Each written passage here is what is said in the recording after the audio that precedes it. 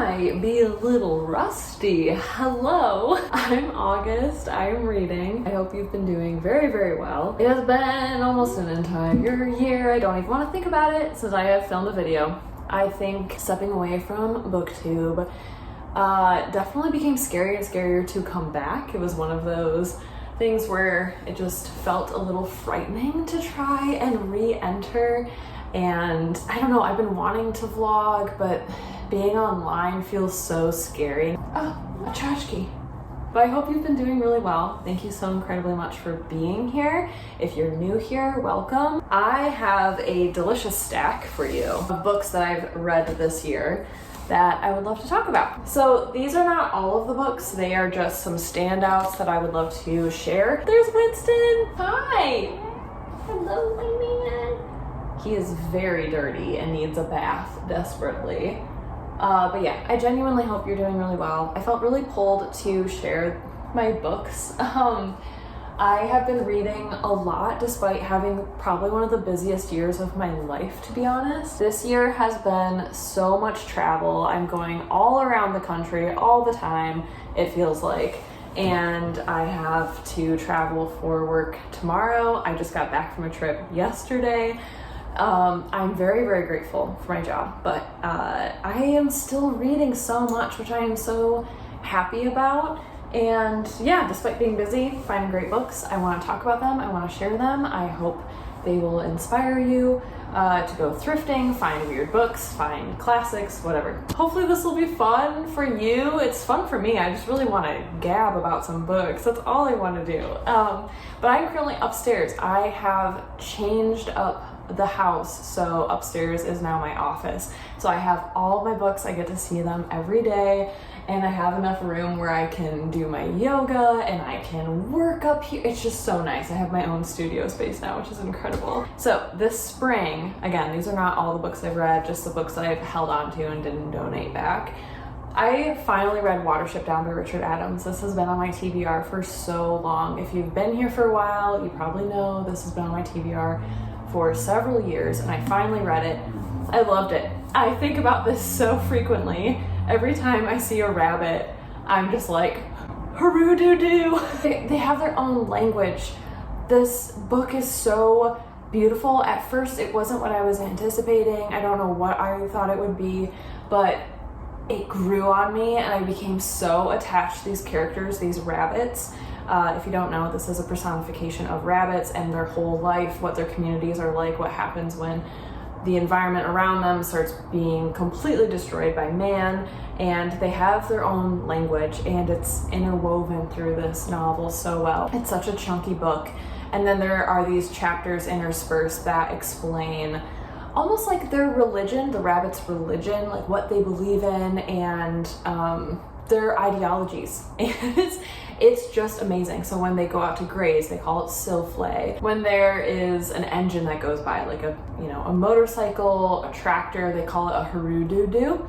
That's what sound it makes, hurroo-doo-doo. It's just so good. I became so attached. I love these characters. We're following two brother rabbits named Hazel and Fiver, and it's just an odyssey of what they have to go through to survive. And it's just incredible. The ending was so, I couldn't have asked for a better ending, even though it was sad.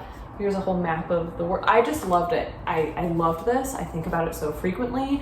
I want to get a little rabbit tattoo. I always love rabbits. I have so much rabbit art around my house, but like I really fell in love with Watership Down, and it might be one of the like staples of this year. I really would love to reread it. It's so incredible. All the different characters. I'm not even articulating anything at this point. I'm just saying the characters, the world, the words.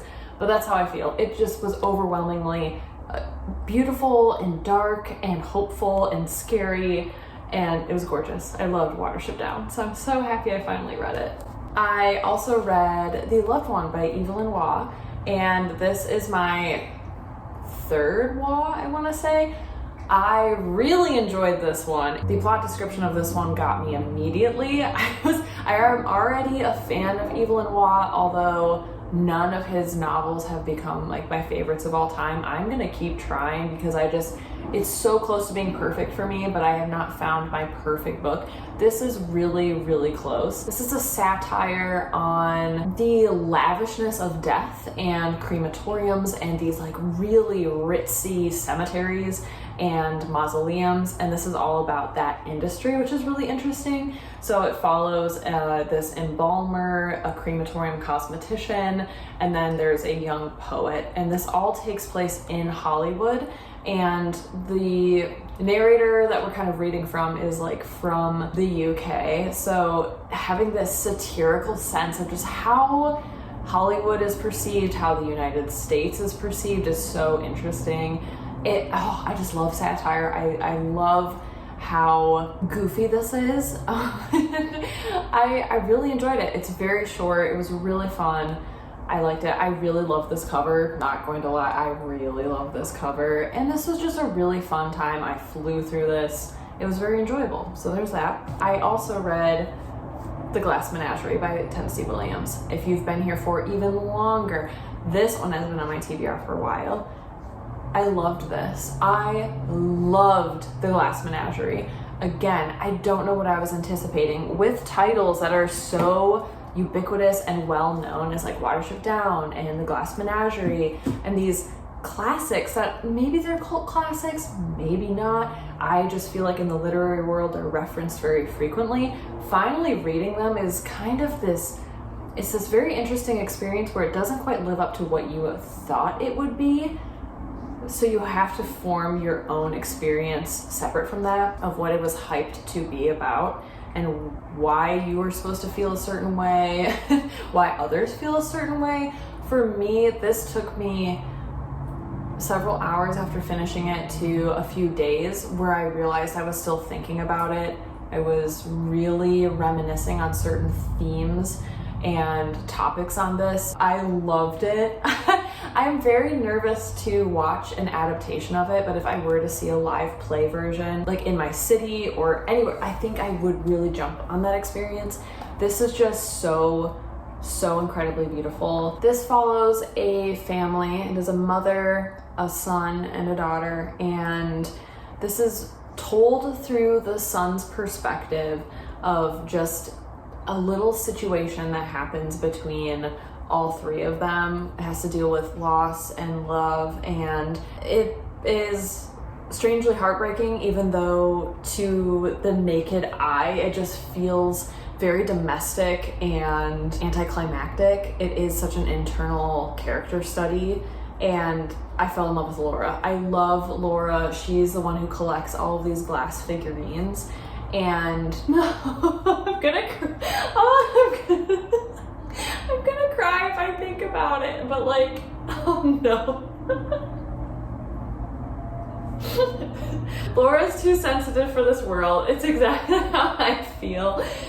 Something happens to one of her figurines, and it was just such a big poetic metaphor for her personality and the world and trying to fit into it and having to reshape yourself to be what others want you to be. It was just too much to handle, and finally experiencing this, it was just the right time to do it. Yeah, it was just beautiful, especially as a former horse girl and a unicorn lover. I actually just got the unicorn in captivity tattooed on my thigh last month, 2 months ago. So it just kind of fused together really well, where so many components of my life, that unicorn in captivity piece has been in my life since I was a very young child. I was like fixated on that image as a kid, and I would just stare at it all the time. So now I have it on me, and then I read The Glass Menagerie, and it's just too much to handle. It's so beautiful, so delicate, it's so easy to read because it is a play. Flew through it, loved it, highly recommend it. I'm not doing a very good job of explaining these plots, but it is fine. Just got like 3 classics out of the way, and now we're gonna dip into some lesser known works. And I read The Funeral Party. This is by Ludmila Ulitskaya, translated from Russian by Kathy Porter. And this was originally published in 1999. This is about a man who's an artist. He is dying, he's on his deathbed, and it is all about these quirky characters that he knows and loves, all the friends and family in his life that come to his apartment to, it's like hospice. They're all kind of taking care of him. They are just unloading all of their secrets onto him because he's starting to lose his ability to walk and speak and do a whole lot. So it's mainly about all of the people milling in and out of this apartment. It all takes place on like a really, really hot summer, disgusting, unctuous, sweaty day in New York City. And it's all about the migrants. They're all watching the news and about like all the political injustices that were happening in Russia at this time. So there are a lot of conversations about that. This is a very short read. I read this like all out in my backyard, maybe 2 afternoons, and I was just so pseudo-reference. I was dripping sweat all over this book. It was an interesting time. It was another character study novel, which I think is interesting.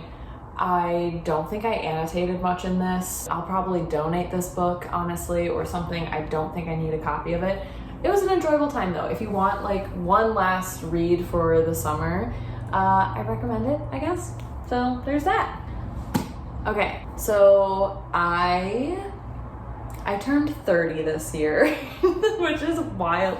I'm 30, and for my 30th birthday, I went and saw the Grand Canyon for the first time in my life, which has been on my bucket list since I was a child. I had a strange obsession, fascination with the desert and the Southwest when I was a kid, and another obsessive hobby of mine was just looking at all the library books of unicorns and the desert.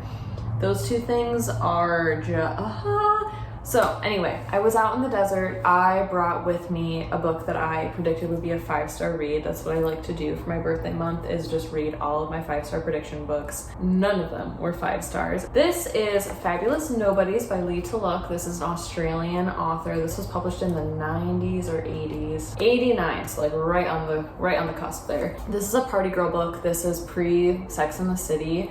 And this follows a young woman who works the door at the hottest nightclub in New York City in the East Village. So she has all of the power in the world. She is like New York City's most powerful woman because she will turn you away at the door if you're not dressed in the best outfits. She dresses up a lot every day. And there's this semi-magical realism element where like her dresses speak to her and talk to her, and she has whole conversations with her frocks. All of her outfits are called frocks. And I loved it. I think the writing was so beautiful. I love descriptions of different fabrics and textiles and colors, textures, all of that. I really, really enjoyed it. And then this like bouncy nightlife. This is incredibly satirical. Our main character, her name is Reality, and she is a play on the ditzy, I'm gonna do some air quotes here, the ditzy bimbo girls who have no brains. Her mother is a feminist hippie, and she has disowned her own mother because she's like, how dare you, like women are supposed to be beautiful and we're supposed to be wearing all these beautiful clothes and men are supposed to do things for us. So it's really fun to read a strong, steadfast character, especially a female character. I feel like most of the books that I read are very morally gray, wayward, not opinionated. This is an opinionated main character, and I loved it. I was flying through this while I was flying in the air. I was just cruising. I read so much on the plane. It was so much fun until they introduce a very problematic love interest, and I am still trying to rationalize in my brain if there is a justification because this is satirical that it's okay. Like, I know it's satire, but I just cannot get behind like a strong female character all of a sudden disregarding all of their strength and independence for a really awful person, I should say, a very awful man. I can't get behind it. It made me so mad. I wanted to chuck this up against a wall. I was so upset and distraught over this freaking love interest. It broke my brain. I couldn't get behind it, can't support it. Do with that what you will. This was so fun. Until then, I still think it's a really fun book. If you're okay with it not being, I don't even want to say politically correct because it's not that. It's just human decency, how a romantic partnership should feel. It should not be like this. Don't let this be your guide. Everything up until then was really fun. It was so interesting. It was so different. It was so different to have a character like this that wasn't being taught a moral of like, you need to rework what you value and what, you know, what is your ethos essentially. And hers is partying and looking good and valuing designer clothes, and that's okay. And I loved that for that. So that's Fabulous Nobodies. I finally finished Dreams of Dead Women's Handbags. This is a huge collection of stories by Shena Mackay. Massive. This is huge. It's massive. I started this last year, and while I loved it, I just didn't know how to pace reading short stories. There are so many in here as well. That's a lot of short stories. I really enjoyed this collection. I can't say any have stuck with me though, unfortunately. I don't remember like any of them. I finally just decided I was gonna read it cover to cover. I knew, while I love having a routine, adding a new thing to my life of like, I must read one short story a day until I finish this, that was just not gonna happen with my lifestyle. It was so improbable for me to actually be continuing something like that or trying to fit it in. So I was like, this is all I'm gonna read, and I plowed through it. I read all of it.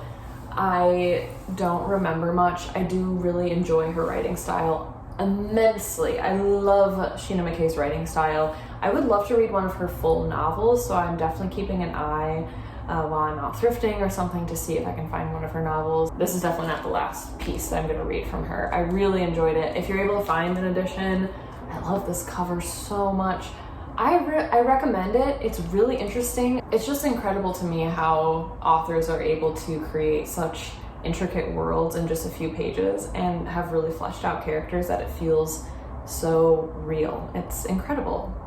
So applause. And while I was in the desert, there was a library that had a little bookstore separate from it. It was like its own little cottage, and you could go in and buy any of the books there. And so I did pick up a few novels while I was there. I ended up picking up And Then Reading, and Now You Can Go. This is by Vendela Vida. I have read a Vendela Vida before. This is my second.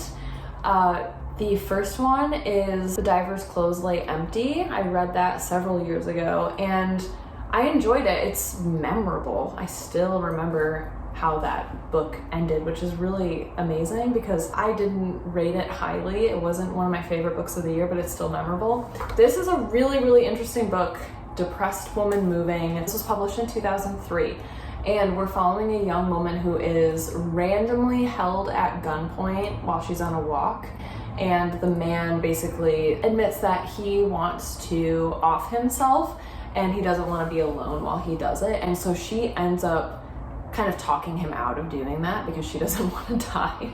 And it's the aftermath of that. It's her reckoning with this near-death experience and how the people in her life react to it as well, where people are not really, I don't want to spoil anything, but she's not taken seriously at all. Her trauma that she's experiencing, it's so laissez-faire. People do not care about this character, and I felt so bad. So it's just her meandering, trying to find closure and wondering why she's still thinking about this situation, why she's still thinking about this man when no one around her is validating the experience that she had. It's funny, it's quirky, it's very uncomfortable. Short read. I enjoyed it. I flew through this. Is it one of my favorite books that I've ever read or even of this year? Definitely not, but I really enjoyed it. And then a few months ago, I read A Happy Death by Albert Camus. This might be one of my favorite books of the year as well. Oh my God, I loved A Happy Death. I loved this. If I could annotate the whole thing, I would.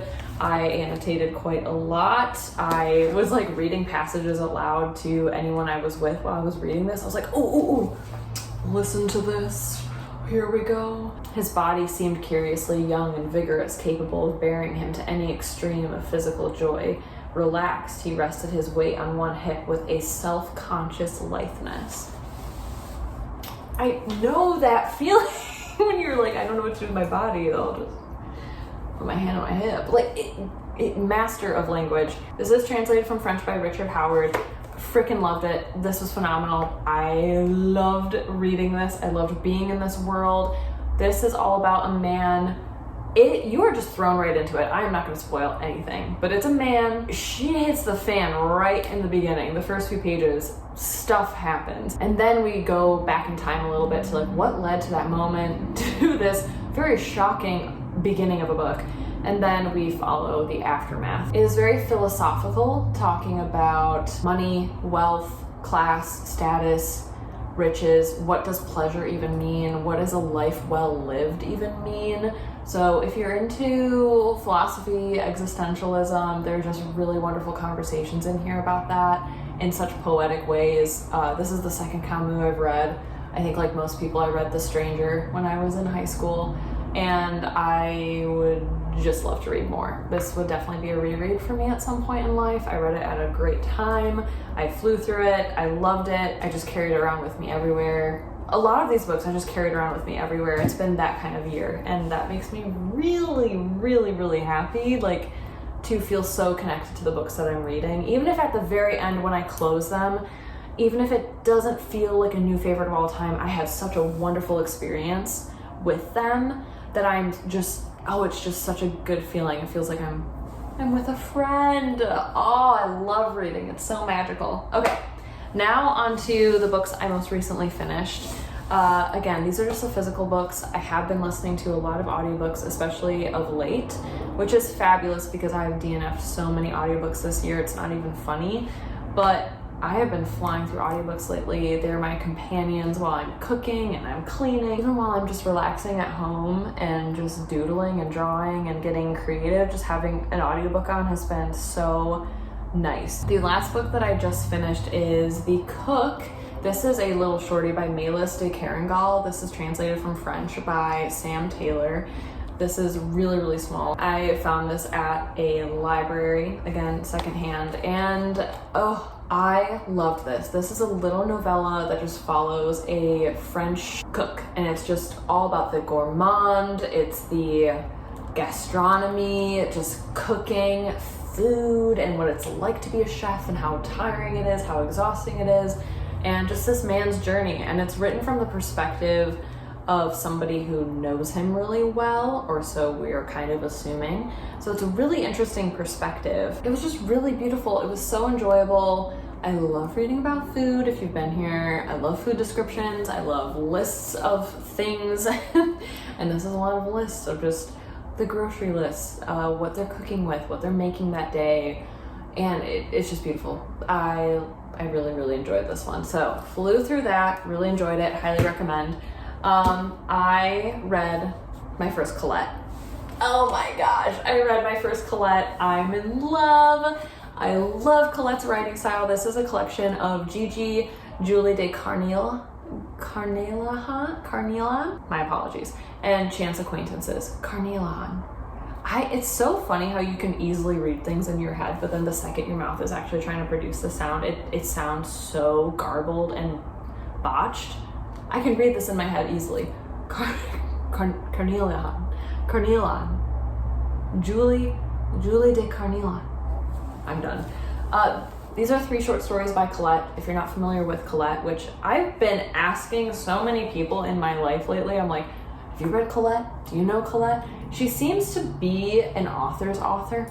I have grown up hearing her being referenced in so many different mediums, and I don't think many people are as acquainted with her as they should be. She is wildly talented author and a writer. She also worked in journalism, had a lot of pieces written there. She worked in the circus. She started her own failing makeup line. Like, she is a really interesting woman. I really loved reading this. These stories were so incredible. Gigi is apparently one of her most famous, and that one was a good story, but it upset me again because strong women, love interest. I know back in the day it was considered like romantic to lose all sense of self and then just like be in a relationship and then that's the end of a story. Like, that's considered romantic and the height of desire and passion apparently, but yeah, it didn't resonate with that one as much. Julie de Carnelian was really interesting, but I loved Chance Acquaintances. That felt more autobiographical.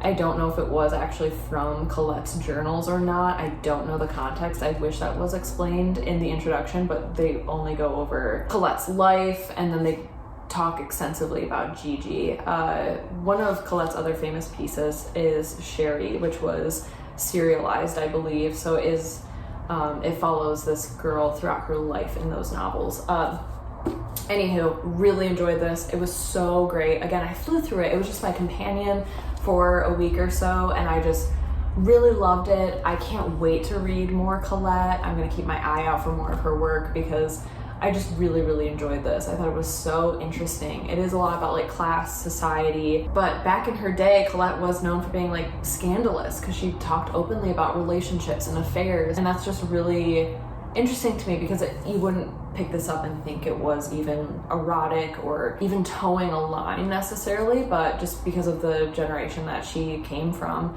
She was born in 1873 and passed in 1954. Like, this was a little salacious back in its day. Really, really enjoyed this one. So, I really adored it. And I also read my third Hemingway. I read A Moveable Feast. I can't believe it's taken me this long to finally read A Moveable Feast, but I finally found an edition earlier this year, and I loved it.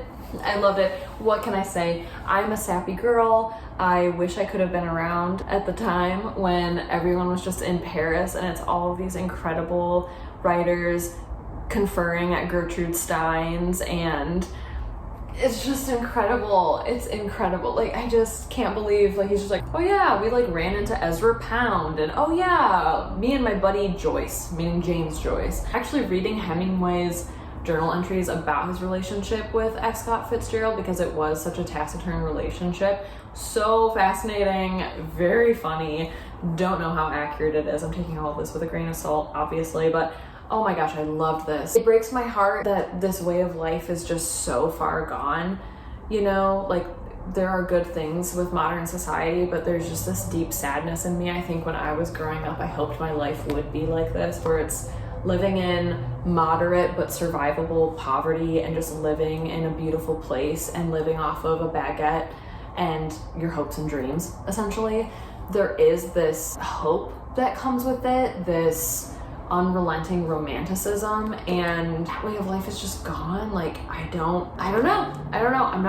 It's just so different now. All of this would be on social media. You would meet these people through the internet. You wouldn't have that much time to just like linger at cafes and talk to the person next to you. Like, at least here in the States, like, that doesn't happen very often. I try to do that. Spending so much time off of my phone this year has been incredible. Yeah, I just really love this. I really, really loved this. It was beautiful. I would love to reread it. Yeah, I really enjoyed it. I'm really, really surprising myself this year by reading, like I said, not so much classics, but by well-known authors, and specifically male authors. I think I'm just finding more of them while I'm thrifting, and I am interested in reading them because those were the works that I read the most of when I was in high school, when I was in university, reading Dostoevsky, reading Camus, reading Hemingway, reading Fitzgerald. Like, I read so many of these authors, and finding more contemporary authors now. I definitely love finding my lesser known works, but this year feels really cool. It's like this interesting return to the authors that I used to love. And it's same with, I guess, full circle conversation here, going back to my love of unicorns, my love of the desert, and like finding ways to reawaken that love has been really cool. Yeah, it's been a really fun experience kind of returning to these things that spark a lot of joy in me. I think a lot of these authors, why they do stick with me and why I'm enjoying them is because there is so much philosophy behind it, and there are these bigger conversations that I am personally really interested in, and they're coming from a time period that I have absolutely romanticized in my own head and wish I could be a part of it in some way, wish I could create it myself. And there's something really cathartic about that, and sentimental, and deeply deeply sad to me as well with that. But anyway, so those are the standout books. I do want to talk about what I'm currently reading because I am adoring it. I went to an art fair recently and there was a vendor there doing blind dates with books. And I was very nervous because it looked like most of their stuff was a little bit more modern. So I picked up one that all it said on its brown paper bag cover was contemporary, Canadian lit, and humor. And I was like, that is me. That's me to a T. Let's see what we got. And we had Barney's version by Mordecai Richler, Canadian author from Montreal. I am adoring this. I love this book. I love this book. It is so funny. It is so smart. It is whip fast. If you like the quippiness of Gilmore Girls and 30 Rock, but then just throw it into like a lot of French Canadian references and 90s politics. This was published in like 1998, I want to say. Oh my gosh, this is written from the perspective of a man who is entering his later years, and so he is writing his own version of his life, and it's this really discombobulated biography of his life, and it is moving all over the place. It's talking about all of the people who have wronged him in his life, the people he's mad at, the relationships he had with his friends, and through it you are getting to know everyone in his orbit, including himself, and they are so real and tender, but also so cruel to each other, and funny and fast-paced, and it is really funny. Oh my gosh, I don't even know how to explain this book. I don't recommend it because I don't think a lot of people would like it, but I'm really loving this. This is exactly my cup of tea because it is so satirical, so tongue-in-cheek. I'm laughing out loud when I read this, and then there are just parts that are so sad and tender once you do get to know them. I am almost halfway through at this point. I just want to sit and read. I really can't wait to read more of Barney's version. I love this. It was such a good find, such a good pick, and yeah. So those are the books that I have been reading and loving lately this year. Thank you so incredibly much for being here. I hope that was fun. I feel a little bit better. I feel like I needed to warm up, and now at the end I'm like, oh, that was fun. Let's do it again. I should keep doing these. So we shall see. Thank you for still being here. Thank you so much for listening. If you want to leave a comment and you don't know what to comment, I would love to hear what your favorite book of the year has been for you so far. Let us know down below if you would like. If not, you don't want to be perceived that way, please feel free to leave a string of emojis or an emoji that best describes the year you've had so far. I want to know how you're doing. Thank you. Thank you. I hope you're doing really well. I hope to see you again very soon.